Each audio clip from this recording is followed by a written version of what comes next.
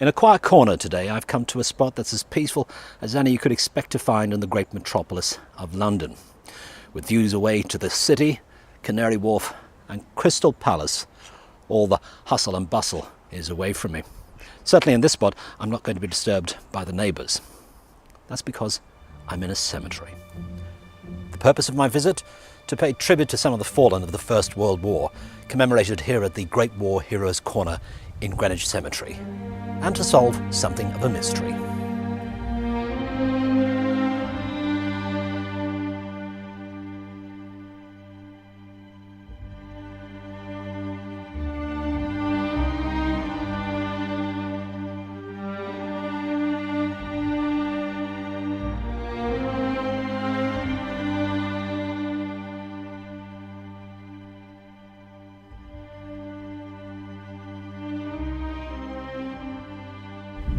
We're more than familiar with the massive burial grounds that occupy corners of northern France and Belgium. So sometimes it's forgotten that as many as 200,000 soldiers of the First World War are actually buried here in the UK, in cemeteries like this at Greenwich or in village churchyards dotted around the country. And this very fine memorial really brings that point home, because buried here in Greenwich Cemetery are 556 of the fallen. But that's our mystery. Why is there such a concentration of burials in this corner of southeast London? The answer, I believe, lies a short distance away at the former military hospital, the Royal Herbert.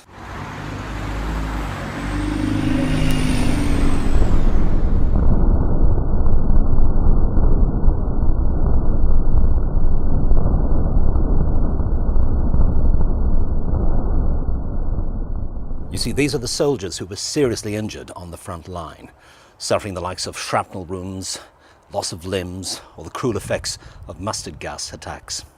Treated initially in the various field hospitals, they were then transferred to specially adapted hospital trains and then repatriated back to the care of military hospitals such as the Royal Herbert. At first there must have been a great sense of relief. These chaps had exchanged the filth and squalor of the trenches for light and airy wards, clean white sheets, and the best nursing available. Soon, though, they were battling a new enemy and facing the onslaught of disease and infection. Gangrene, pneumonia, conditions which were just about treatable, but if lives were to be saved, required the kind of medicines and antibiotics that were simply decades away from development.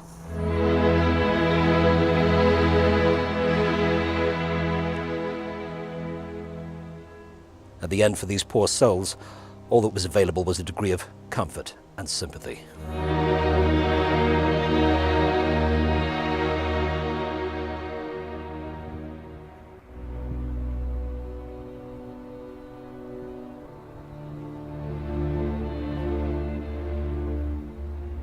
And here their names are recorded on these sad bronze panels, entirely in alphabetical order, no difference between rank or grade.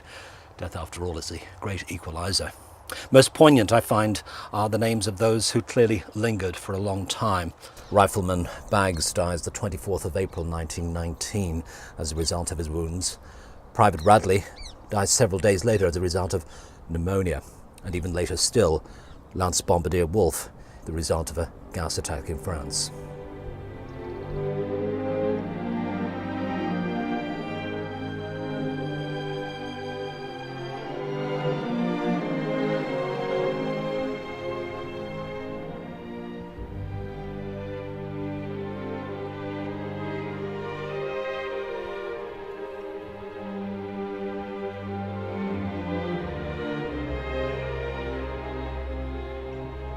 I suppose at the end, at least they had the consolation of being close to their homes and their families.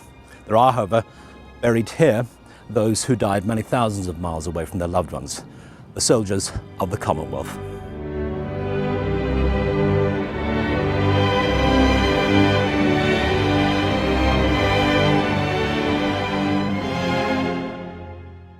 In this cluster of some 40 individual graves, I'm reminded that this really was a world war. Volunteers are buried here from all four corners of the British Empire, from Australia, New Zealand, Private J. White from Canada, and Private Manson from South Africa. These two almost certainly never met, but for Nearly a century now they've been neighbours here in this quiet corner of Greenwich, their graves maintained meticulously by that noble invention, the Commonwealth War Graves Commission.